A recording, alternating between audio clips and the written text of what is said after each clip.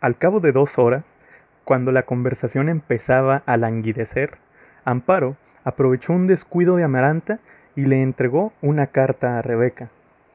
Ella alcanzó a ver el nombre de la muy distinguida señorita doña Rebeca Buendía, escrito con la misma letra metódica, la misma tinta verde y la misma disposición preciosista de las palabras con que estaban escritas las instrucciones de manejo de la pianola.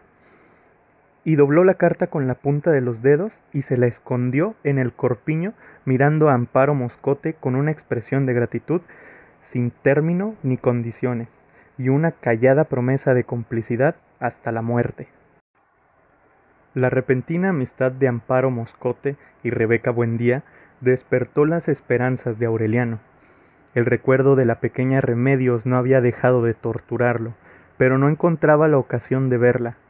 Cuando paseaba por el pueblo con sus amigos más próximos, Magnífico Bisbal y Gerineldo Márquez, hijos de los fundadores de iguales nombres, la buscaba con miradas ansiosas en el taller de costura y solo veía a las hermanas mayores. La presencia de Amparo Moscote en la casa fue como una premonición. Tiene que venir con ellas, se decía Aureliano en voz baja. Tiene que venir.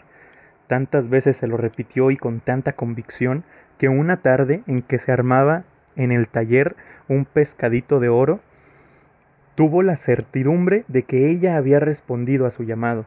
Poco después, en efecto, oyó la vocecita infantil y al levantar la vista con el corazón helado de pavor, vio a la niña en la puerta con vestido de organdí rosado y botitas blancas. «Ahí no entres, Remedios», dijo Amparo Moscote en el corredor. «Están trabajando». Pero Aureliano no le dio tiempo de atender. Levantó el pescadito dorado, prendido de una cadenita que le salía por la boca, y le dijo: «Entra». Remedios se aproximó e hizo sobre el pescadito algunas preguntas, que Aureliano no pudo contestar porque se lo impedía un asma repentina. Quería quedarse para siempre junto a ese cutis de lirio, junto a esos ojos de esmeralda, muy cerca de esa voz que a cada pregunta le decía señor con el mismo respeto con que se lo decía a su padre. Melquiades estaba en el rincón, sentado al escritorio, garabateando signos indescifrables. Aureliano lo odió. No pudo hacer nada, salvo decirle a Remedios que le iba a regalar el pescadito.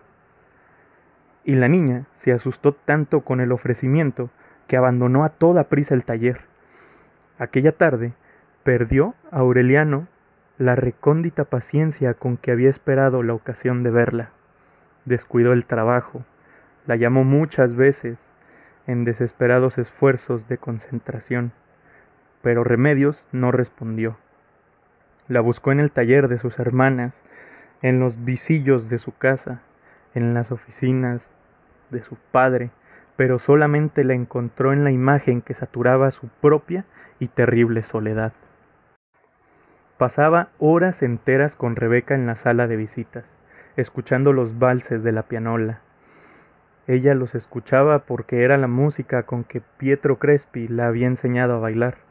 Aureliano los escuchaba simplemente porque todo, hasta la música, le recordaba a Remedios. La casa se llenó de amor. Aureliano lo expresó en versos que no tenían principio ni fin.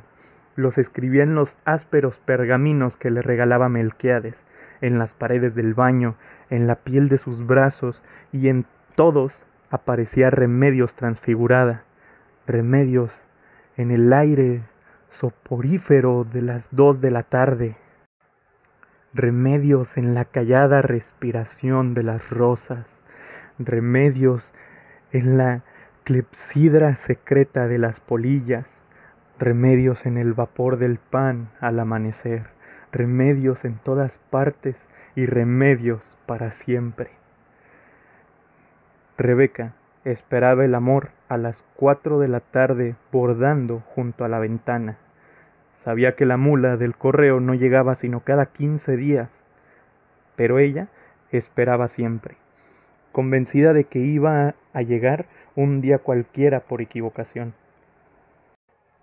Sucedió todo lo contrario. Una vez la mula no llegó en la fecha prevista. Loca de desesperación, Rebeca se levantó a medianoche y comió puñados de tierra en el jardín, con una avidez suicida, llorando de dolor y de furia, masticando lombrices tiernas y astillándose las muelas con huesos de caracoles. Vomitó hasta el amanecer. Se hundió en un estado de postración febril, perdió la conciencia, y su corazón se abrió en un delirio sin pudor.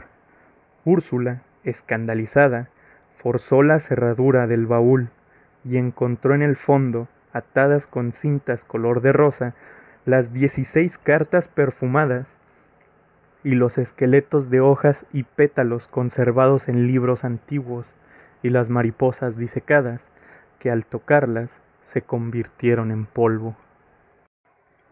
Aureliano fue el único capaz de comprender tanta desolación. Esa tarde, mientras Úrsula trataba de rescatar a Rebeca del manglar del delirio, él fue con Magnífico Bisbal y Gerineldo Márquez a la tienda de Catarino. El establecimiento había sido ensanchado con una galería de cuartos de madera donde vivían mujeres solas, olorosas a flores muertas. Un conjunto de acordeón y tambores ejecutaba las canciones de Francisco el Hombre, que desde hacía varios años había desaparecido de Macondo. Los tres amigos bebieron guarapo fermentado. Magnífico y Gerineldo, contemporáneos de Aurelio, pero más diestros en las cosas del mundo, bebían metódicamente con las mujeres sentadas en las piernas. Una de ellas, marchita y con la dentadura orificada, le hizo a Aureliano una caricia estremecedora. Él la rechazó. Había descubierto que mientras más bebía, más se acordaba de Remedios, pero soportaba mejor la tortura de su recuerdo. No supo en qué momento empezó a flotar. Vio a sus amigos y a las mujeres navegando en una reverberación radiante, sin peso ni volumen, diciendo palabras que no salían de sus labios y haciendo señales misteriosas que no correspondían a sus gestos. Catarino le puso una mano en la espalda y le dijo: «Van a ser las 11». Aureliano volvió la cabeza, vio el enorme rostro desfigurado con una flor de fieltro en la oreja y entonces perdió la memoria, como en los tiempos del olvido, y la volvió a recobrar en una madrugada ajena y en un cuarto que le era completamente extraño, donde estaba Pilar Ternera en combinación, descalza, desgreñada, alumbrándolo con una lámpara y pasmada de incredulidad. ¡Aureliano! Aureliano se afirmó en los pies y levantó la cabeza. Ignoraba cómo había llegado hasta ahí, pero sabía cuál era el propósito, porque lo llevaba escondido desde la infancia en un estanco inviolable del corazón. «Vengo a dormir con usted», dijo. Tenía la ropa embadurnada de fango y de vómito. Pilar Ternera, que entonces vivía solamente con sus 2 hijos menores, no le hizo ninguna pregunta. Lo llevó a la cama, le limpió la cara con un estropajo húmedo, le quitó la ropa y luego se desnudó por completo y bajó el mosquitero para que no la vieran sus hijos si despertaban. Se había cansado de esperar al hombre que se quedó, a los hombres que se fueron y a los incontables hombres que erraron el camino de su casa confundidos por la incertidumbre de las barajas.